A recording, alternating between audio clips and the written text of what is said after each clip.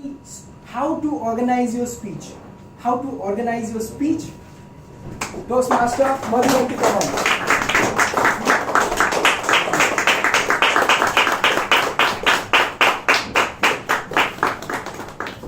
Thank you, Toastmaster of the Day. Very good afternoon. Good afternoon. It's always a pleasure to come back to the City of Joy, and especially to the City of Joy Toastmasters Club. Great to see familiar faces, equally excited to see all the new faces. Thank you so much for this opportunity. Just to recheck, I understand I have 25 minutes, right? So if I can request the timer to show me the green at 5, and then 2 and 1. One thing that binds all of us together here is, of course, that we are either public speakers and aspiring to be better public speakers, right? Yes. So, when I say that a presentation, maybe it's a speech, it's a PowerPoint that you're making, maybe a table topics that you're speaking at. So when I say a presentation is like an iceberg, what do you think I mean? A presentation is like an iceberg. Yes? A small part of it is visible and rest is hidden somewhere. Yes? Tip of the hard work. Tip of the hard work? Yes? If you do not avoid from time, you will crash. Right? You don't want a Titanic, right? Anything else? Preparation is more important. Exactly, and that is what our session is today about, how do you organize your speech. Because as a speaker, you see the whole of the iceberg. What your audience sees is only the tip of the iceberg. The hard work that you have done and the preparation is only what the speaker sees. Today, I think our Toastmaster of the Day talked about the prepared speeches as what has happened in the past, because there's so much that you have already put in an effort. I started discussing this session with Seema sometime in October, I think, November. So that's the work that goes behind. So in an iceberg, 90% of it is under the water, 10% is above. And yet, we tend to focus more on the delivery, but there's so much more behind the scenes. So that's why I thought we would pick up and talk about this particular speech, because it's something that we tend to give lesser importance than it's probably due to it. So this presentation, it's a workshop. So it's part of the Toastmasters International Better Speaker Series for the organizing speeches. The way it is different, these workshops, the way it is different from the other speeches that we have. For example, you have speeches which talks about evaluation, feedback, use of body language, vocal variety. So they ask you to focus on a particular thing, but these workshops, they help you to say, how do you improve on your body language, use of body language or vocal variety. So this is the how part of it to support the speeches that you're doing as part of your competent communication manual or as part of your pathways. Now when we talk of preparation, I think there are two parts. One is the drafting of the speech. What is the content that goes in? And the second part is the delivery, the presentation part. Given the time, I would focus only on the first part, which is the crafting of the speech, because as I understand from Seema, this is one of the key concerns that some of us as new Toastmasters have. So that's the particular area that I have focused on. For the purpose of this presentation, when I use the word speech or presentation, I'll use it interchangeably to mean a presentation, a short speech that you're making, or a PowerPoint presentation, anywhere where you're addressing a mass media presentation. So that's what I would be using.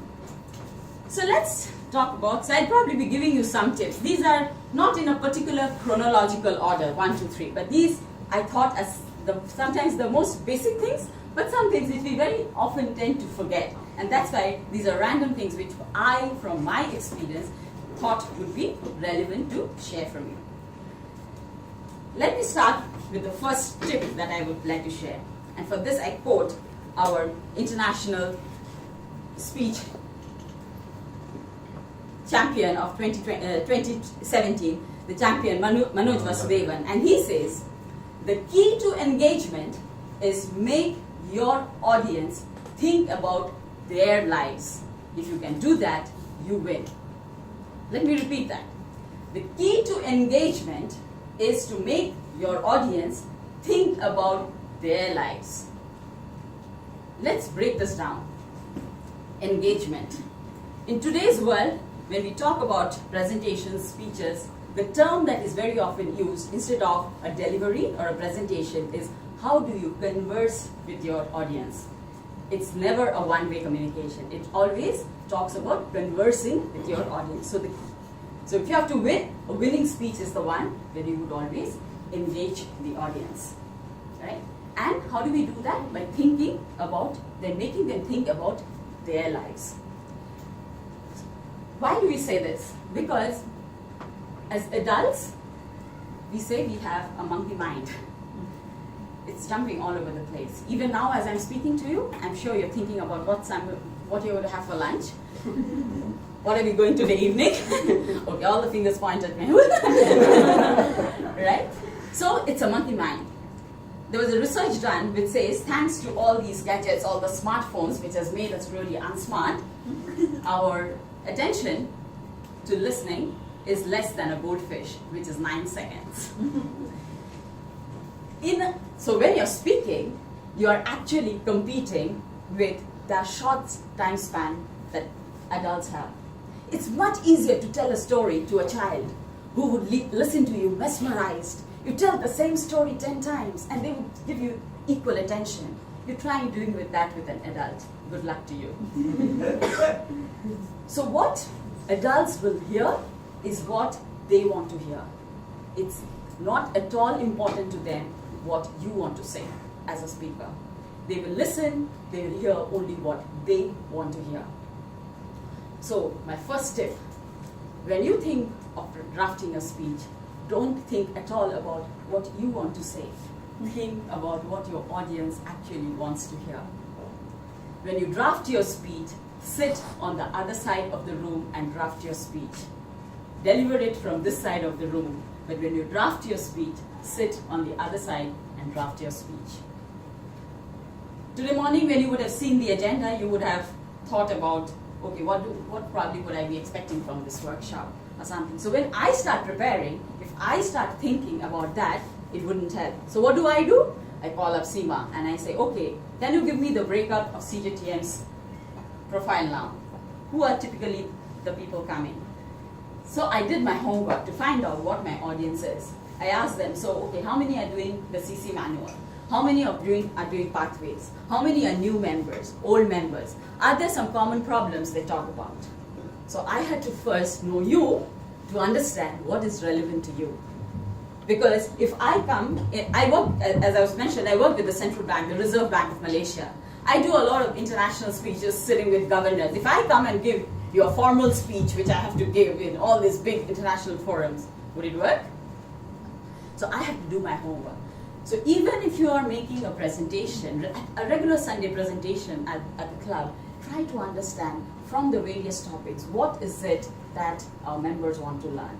What is it that is relevant to them? So try to feel the pulse. That's one thing. And when you're crafting your speech, as I said, sit on the other side of the room, deliver from this side of the room. Think, if I was an audience today, what is it that I really want to learn from the 10 minutes or the 5 to 7 minutes that 20 people are giving me. So that's a very common mistake, because we always start with thinking, what do I want to share? Not important at all. Think about, what does my audience want to listen from me today? What is the key message? What's the value add that you do? So that would be my first tip. Draft your speech as the audience, deliver as a speaker. Coming to the second part now. When you start drafting your speeches, what's the first thing you do? Suppose you have been given a topic. As a conscious citizen of today, what can you do to save the environment? Suppose that's a speech topic that has been given to you. What's the first thing you do if you have been asked to make a speech or a presentation? Research, okay, open Google. Okay. What else do you do? What's the first thing? Present problem, what we are facing. Okay, so you think about the problem you are facing, okay? What questions can we ask the audience? Start with the question. Okay, so what questions you can start? So you think of how you open the session, okay? What else do you do? What is the remedy or solution? What we can give to as a message to the community or society? Okay, what message that you can give to the society. What I and we are affected by the Okay. But what is the first step? As an activity, what do you do? When your next Sunday you have to deliver a speech. Sit and wait. Sorry? Sit Like and you said, write. you research. You said sit and write. Type. Okay, type it, yes. First thing, whether I want to inspire the audience, make them laugh, or what to do. Okay, fantastic. So that's project 3. First is set your objective. Right? You want to do an inspirational speech, informative speech, or an entertaining speech, right? So that's very closely there. For me, what I would suggest is first one line suggest what is the message that I want to give. I think you mentioned a few things there, but what is it in one line, the message that I want to give to my audience today? People will not remember all the things that you say. They will, if you are lucky, if you have been effective, people will probably just remember one sentence from your speech. What is that one sentence you want people to remember? Remember that these are all goldfishes. When you stand here as a speaker, you should see goldfishes here, right? So just remember, what is the key one message that you want to do? That should be the first thing. That should be your framework. That should be your guideline. That's what I have done.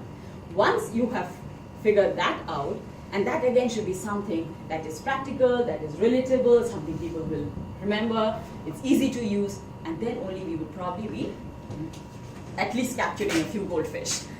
But otherwise, it would be lost. So think about what is the key message that comes.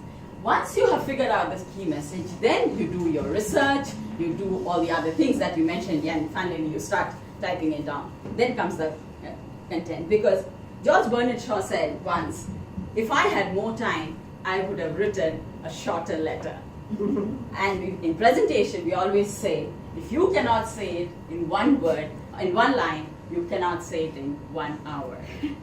So if only when the clarity comes. And why I repeat this is one of the things that you mentioned, and we all have here as speakers, is the need for preparation. Because we all said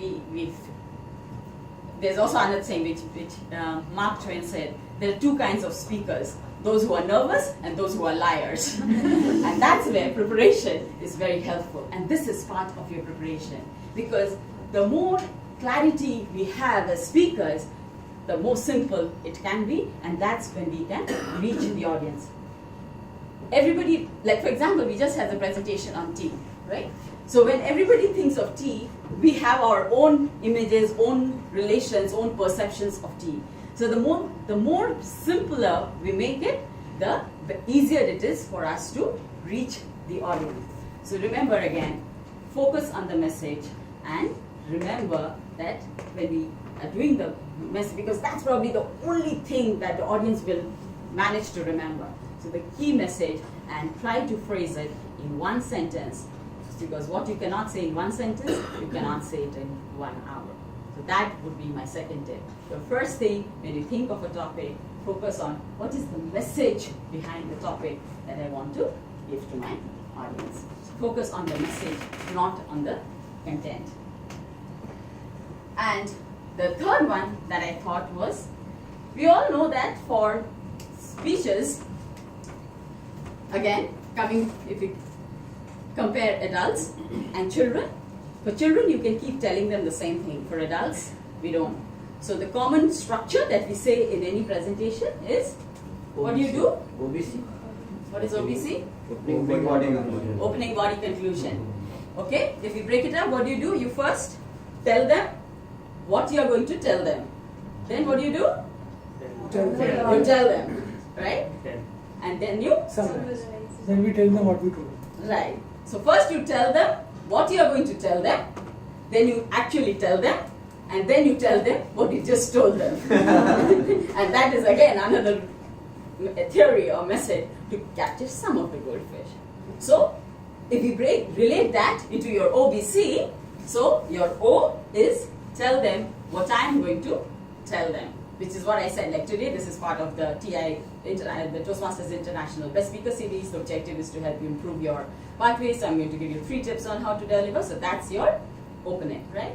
Then the B, which is now you tell them. So now, actually. So what are the 3 things you would probably do to implement it. And then comes the C, the closing, where you summarize, where you again repeat what you have just told them. So repeat, repeat, repeat, reinforce each one of them. Yes, I see nodding of heads because that exactly, as the audience, that's how we behave, that we don't tend to remember. So now when we talk about this, the most important, or where of course the focus is on your body. So that's where the drafting of or the crafting of the speech comes in. Now whenever we speak, the magic number is always 3, because 3 is we again just now said, tell them what you're going to tell them what you told them. So this magic number 3 has an effect. When we use alliteration, when we use words, the number 3 always has a effect of reiteration, and that really helps. So even for this, when we say you have the opening, where you have said the objectives, you have mentioned the key message that we probably have, right? Then in the body, you have 3 supporting points. Why again 3? You would be lucky if people remember 1. Don't even bother to go beyond 3. So 3 is something that helps. So when you have 3 points, these are just not random points. Every point should be a supporting point.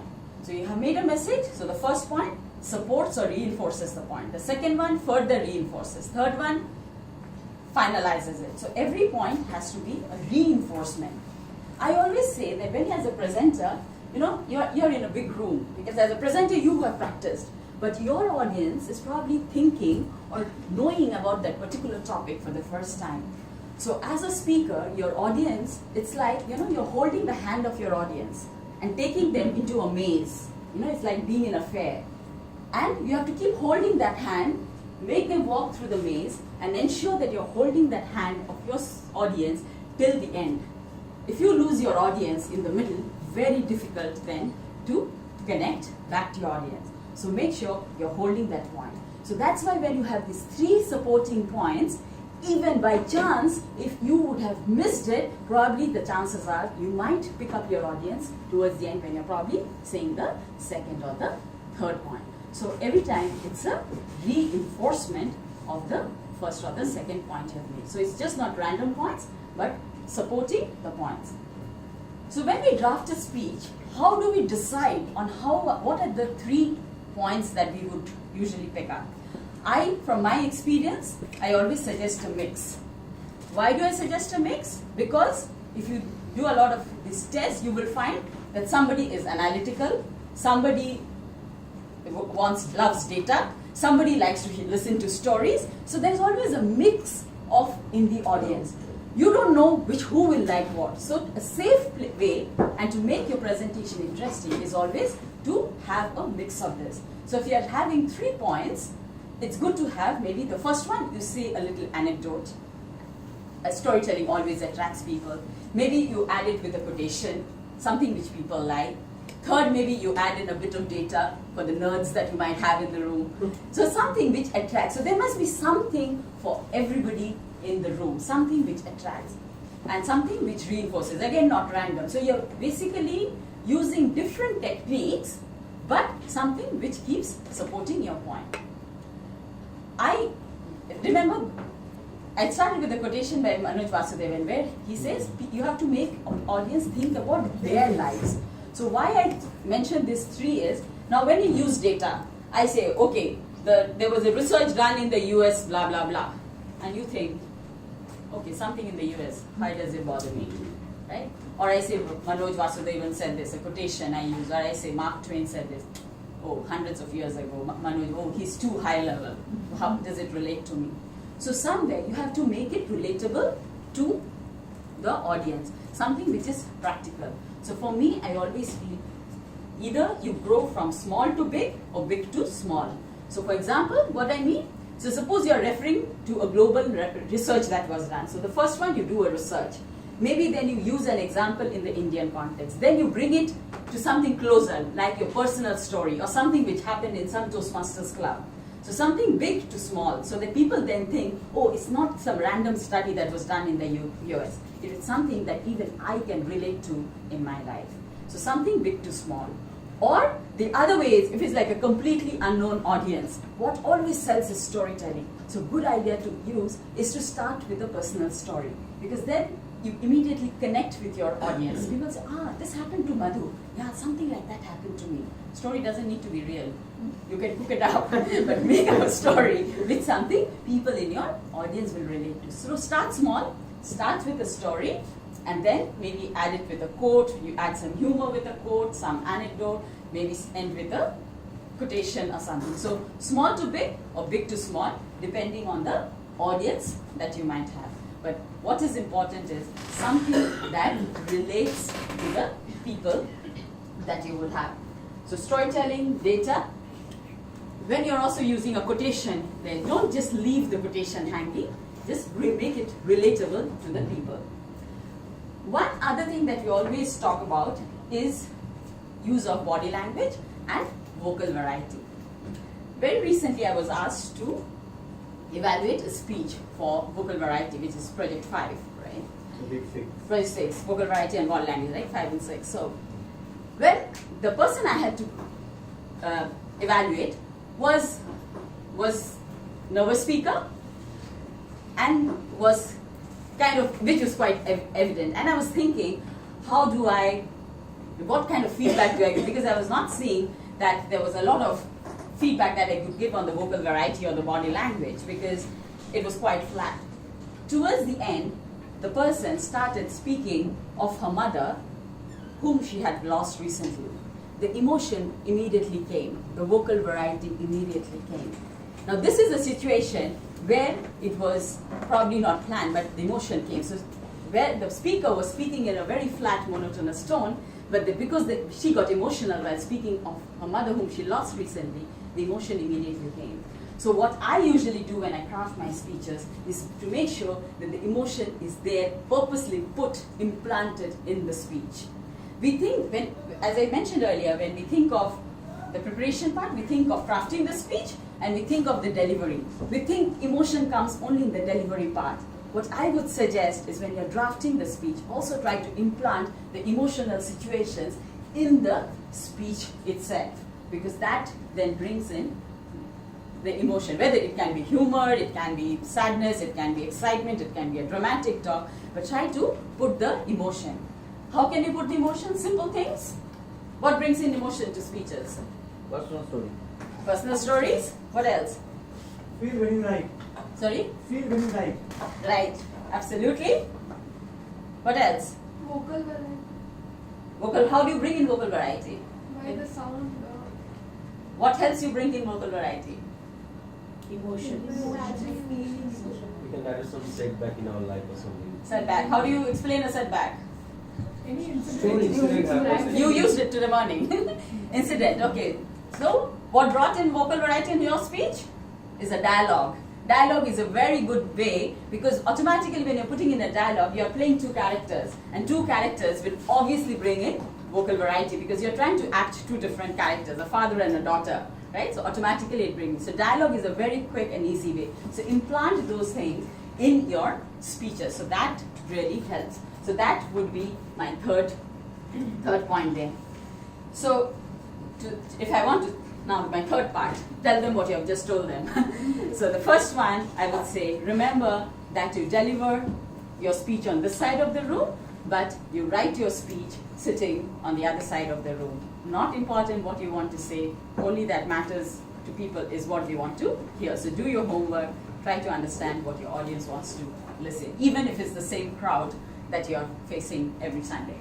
The second one, of course, Key message. the key message. Focus on the message, and then you think about the content, do your Google, do your research. First is the message. If you cannot say it in one sentence, you cannot say it in 1 hour. And then the third one is when you think about the body, crafting the speech, the 3 points that you're doing, try to mix a bit of research, quotations, personal stories, big to small, small to big, but there must be something that relates to people's personal lives. And I think that's what makes the difference. And a particular note on body language and vocal variety, try to implant the emotions while crafting the piece, the speech itself. It's of course more important as part of delivery, but it's equally important to put in that in the speech itself. So those are the three things. A tool that I have created over time out of experience is I have a table. So when I start preparing for my speech, I start with an Excel sheet. So which has, yes, it starts with an Excel sheet, and for every speech I have an Excel sheet, which in the first one it says introduction, supporting point 1, 2, 3, then conclusion. The second one, depending on the time I have, I divide it.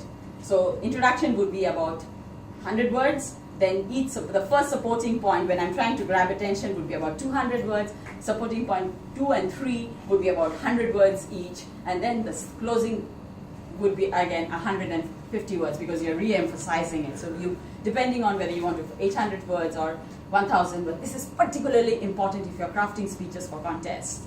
Where do you want to capture it? And then I place the words, and then on the right column I have, okay, so in the introduction, what is it that I'm doing?